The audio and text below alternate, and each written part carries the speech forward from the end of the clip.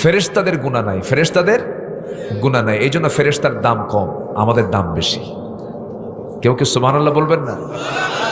কথাটা খুব গ্রামাটিক্যাল, কিন্তু ফেরেশতাদের গুনাহ নাই এই জন্য তাদের দাম কম, আর আমাদের গুনাহ আছে এই জন্য আমাদের দাম বেশি। লাউ লাম তুযনিবু লাযহাবা আল্লাহু বিকুম ওয়া লাজাআ বিকওমিন হাত্তা ইউযনিবুন। ও দুনিয়ার মানুষ, তোমরা যদি গুনাহ না করো, গুনাহ না যদি করতে পারো, তাহলে আমি তোমাদেরকে দুনিয়া থেকে মিটায় দেব, বের করে দিয়া এমন কিছু বান্দাদেরকে আমি দুনিয়াতে পাঠাবো যে বান্দাগুলো গুনাহ করবে, চোখের পানি ফেলে ফেলে মাফ চাবে, তওবা করবে, আমি আল্লাহ তাকে মাফ করে দেব। তাহলে আজকে থেকে আমরা গুনাহ শুরু করি, ঠিক আছে না? হ্যাঁ, একটু কান লাগান, তাহলে বান্দার গুনাহ হবেই। বান্দার গুনাহ কি হবেই, এই জন্য আল্লাহ তাআলা বলছেন। কিন্তু বান্দা ইচ্ছা করে কোনো গুনাহ করা যাবে না। হঠাৎ করে তুমি কোনো গুনাহ করে ফেলেছ, চোখের পানি ফেলে ফেলে মাফ চেয়ে নাও, তওবা করো। তুমি কি জানো বান্দা, তোমার চোখের পানি 7 সমুদ্রের পানি দিয়ে জাহান্নাম নিববে না, কিন্তু তোমার চোখের পানি শুধুমাত্র যদি আল্লাহর ভয় হয়ে থাকে, আল্লাহ রাব্বুল আলামিন 1 ফোঁটা চোখের পানি দিয়ে 7টা জাহান্নাম নিভাইয়া দিবে। জোরে বলি সুবহানাল্লাহ। আমরা কাঁদবো কার কাছে? গুনাহ যদি নাই হয় কান্না আসবে? আসবে না তো। গুনাহ আছে বলেই তো কান্না আসবে। ফেরেশতা গুনাহ করবে কেমনে? ফেরেশতার তো গুনাহ করার যোগ্যতাই নাই, তার বউ নাই, বাচ্চা নাই, সংসার নাই, হালাল নাই, হারাম নাই, আয় রোজগার নাই, ঘুম নাই, ক্ষুধা নাই, কিচ্ছু নাই, খাওয়া দাওয়া লাগে না। অতএব তার গুনাহ হবে বা কেমনে? আমাদের সব কিছু আছে না নাই? আমাদের চোখ আছে, চোখের গুনাহ আছে, কিন্তু খারাপ কিছু দেখি না। কান আছে, কান দিয়ে খারাপ কিছু শুনি না। আল্লাহ তখন বলেন, বান্দারে তোর চোখ আছে, খারাপ না দেখে ভালো কিছু দেখিস, তোর কান আছে, খারাপ কিছু না শুনে ভালো কিছু শুনিস। এই জন্য আমি ফেরেশতার চাইতে তুই মানুষ, তোর দামটা আমি বাড়াইয়া দিয়েছি। যেরকম সুবহানাল্লাহ। আমার ভাইয়েরা, আল্লাহ রাব্বুল আলামিন 1 নাম্বার হলো তওবাকারীকে ভালোবাসেন। আল্লাহ রাব্বুল আলামিন তওবা যখন বান্দা করে, তওবা যদি কবুল হয়ে যায়, একটা আশার কথা শোনায় দেয়, আশার বাণী শোনায় দিচ্ছি। যদি কোনো বান্দার তওবা যদি কবুল হয়ে যায়, তার আগের জীবনে কোনো গুনাহ থাকে না। আত-তাইবু মিনায-যামবি কামান লা যামবা লাহু, সহিহ হাদিস। যার তওবা কবুল হবে তার আগে কোনো গুনাহ থাকবে না। আল্লাহ রাব্বুল আলামিন যখন কোরআনটা প্রথম নাজিল করেন, নাজিলের সময় আল্লাহ রাব্বুল আলামিন যখন রাসূলকে উপহার দিচ্ছেন আয়াতগুলো, নবীজি মুখস্থ করার জন্য বারবার চেষ্টা চালাচ্ছিলেন, বারবার জিহবা ওড়াচ্ছেন। আল্লাহ রাব্বুল আলামিন বলেন, লা তুহাররিক বিহি লিসানাকা লিতাআজালা বিহি। হে রাসূল, আপনি আপনার জিহবাকে বারবার ওড়াবেন না, আমি আল্লাহ নিজে আপনার সিনার মধ্যে 30 পারা কোরআন তুলে দেব। জোরে বলি সুবহানাল্লাহ।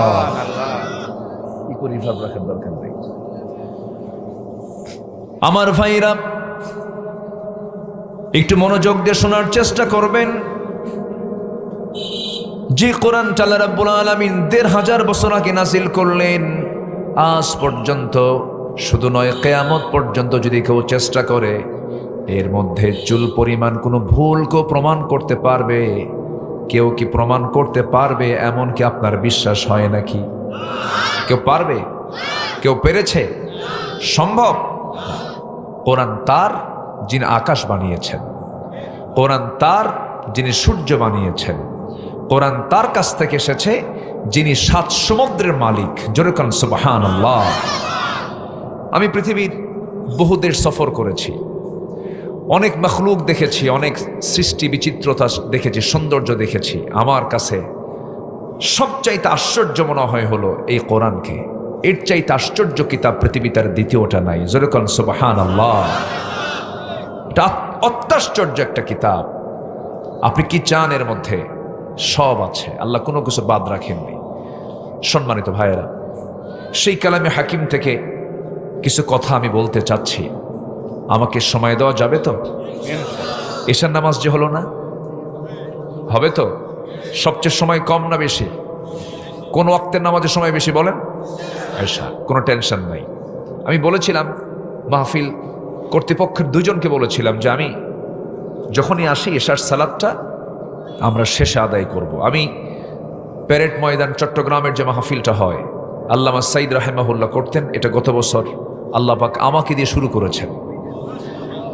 তো ওখানে একদম এশার নামাজ হয় 10টায় অথবা 9টায়, মানে মাহফিল শেষ, আলোচনা শেষ, এরপরেই এশার নামাজ সেখানে শুরু হয়ে যায়।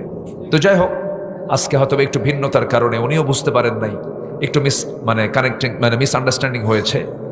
মানুষ আসতেছে ধীরে ধীরে, এই মাঠ ভরে যাবে। জোরে বলি ইনশা আল্লাহ, জোরে বলি ইনশা আল্লাহ। নামাজ হবে তো না? এই কথাটা বলতে হবে একটু আমাকে। নামাজ হবে কিনা? নামাজ পড়বেন তো সবাই? যে আল্লাহ যেন কবুল করেন, জোরে বলি আমিন। আমি কেন বললাম জানেন? ওয়াজ শুনতে খুব মজা পায় হুজুর, ওয়াজ শুনতে শুনতে খুব মজা পায় হুজুর, কিন্তু ওজুর পানি খুব ঠান্ডা। ওজুর পানি কি ঠান্ডা? আমার বন্ধুগণ, গোটা কালামকে যদি আমরা শর্ট করে নিয়ে আসি আর যদি বলি কোরআন তুমি বলে দাও তো তোমার মূল বক্তব্যটা কি? তোমার মূল বক্তব্য তোমার কি, তুমি একটু বলে দাও। আল্লাহ রাব্বুল আলামিন সুন্দর করে বলছেন, ইয়া আইয়ুহান নাসু উবুদু রাব্বাকুমুল্লাযী খালাকাকুম ওয়াল্লাযীনা মিন ক্বাবলিকুম লাআল্লাকুম তাত্তাকুন। জোরে বলুন আল্লাহু আকবার। হে মানব মণ্ডলী, তোমরা সেই মহান রবের গোলামি করো যে মহান রব তোমাদেরকে সৃষ্টি করেছেন। শুধু তোমাদেরকে সৃষ্টি করেন নাই, তোমার পূর্বের সকল মানুষকে সৃষ্টি করেছেন। জোরে বলি সুবহানাল্লাহ।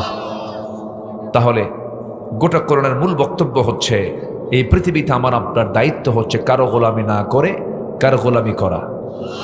কাউকে খুশি করার আগে কাকে খুশি করা? কারো প্রিয় পাত্র হওয়ার আগে কার প্রিয় পাত্র হওয়া? আল্লাহ। গোটা পৃথিবী আপনার ক্ষতি করতে চায়, 800 কোটি মানুষ আপনার বিরুদ্ধে, 2 শতাধিক রাষ্ট্র আপনার বিরুদ্ধে, কিন্তু আল্লাহ আপনার পক্ষে, আপনি বিজয়ী। গোটা পৃথিবী আপনার পক্ষে, সব মানুষ আপনার পক্ষে কাজ করতে চায়, কিন্তু আল্লাহ আপনার বিপক্ষে, আপনি পরাজিত, আপনি পরাজিত। এই জন্য সব অফিস ম্যানেজ করার আগে আগে যার অফিস ম্যানেজ করতে হবে, কার অফিস? আসতে বলবেন না, কার অফিস? অনেকে বলে জানো আমি কিন্তু অমক মন্ত্রীর নাম্বারটা আমার কাছে আছে, বলে না, অমকের পিএস এর সাথে আমার খুব ভালো কানেকশন, আরে অমক এসপি ডিআইজি অমক এমপি মন্ত্রী তো আমার একদম হাতের কাছের মানুষ।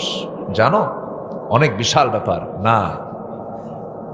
এই দুনিয়ার যা কিছু আপনি শক্তি ক্ষমতা যা দেখতে পাচ্ছেন সব ঠুনকো কাঁচের মতো শেষ হয়ে যাবে, কিন্তু যে অফিস কোনোদিন ধ্বংস হবে না, যে কার্যালয় কোনোদিন পুরাতন হবে না, যার ক্ষমতা কোনোদিন কমবে না, চুল পরিমাণ কমবে না, তিনি কে? আল্লাহ। আসতে বলবেন না, তিনি কে? অতএব সেই অফিসকে আগে আমরা সন্তুষ্ট করব। আল্লাহ পাক বলছেন, তুমি কি জানো যেদিন কোনো ছায়া থাকবে না আরশ আজিমের ছায়া ছাড়া, সে আরশ আজিমের ছায়ায় আমি আমার পছন্দের 7 ধরনের ব্যক্তিকে আমি জায়গা করে দেব। যেরকম সুবহানাল্লাহ। আমরা কি সে আল্লাহর প্রিয় পাত্র হব না ইনশাআল্লাহ? তো সবার আগে আমরা সন্তুষ্ট করব কাকে? আমরা সবার আগে প্রিয় বান্দা হব কার? আল্লাহ। তো আল্লাহ সবাইকে ভালোবাসেন না। আল্লাহ ভালোবাসেন কাদেরকে? আমি এই তালিকাটা আজকে দিয়েই আমি আলোচনা শেষ করব। আল্লাহ সবাইকে ভালোবাসেন না, আল্লাহ ভালোবাসেন 8 শ্রেণীকে। কয় শ্রেণীকে বলেন তো? 8 শ্রেণী। 8 শ্রেণীকে আল্লাহ পাক ভালোবাসেন। একটু মনোযোগ দিয়ে কথাগুলো আমরা শুনবো, কারণ আমরা যদি আল্লাহর সুনজরে আসি, আমরা যদি আল্লাহর যদি একটু নেক নজরে আসি, আমাদের কোনো ভয় আছে বলেন তো?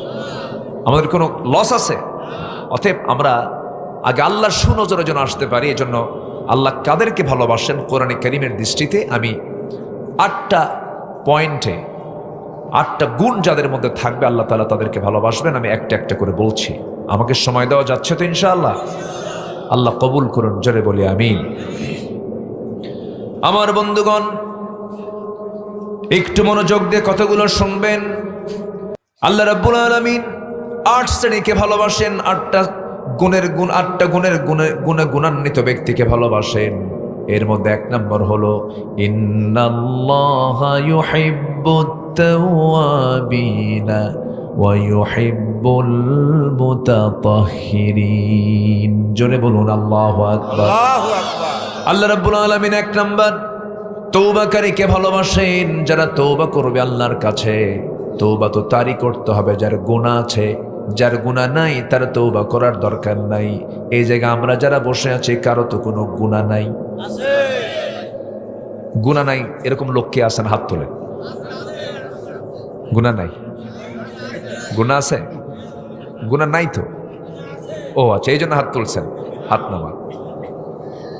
বসে বোঝে নাই মনে হয়, আপনি বোঝেন নাই কথা।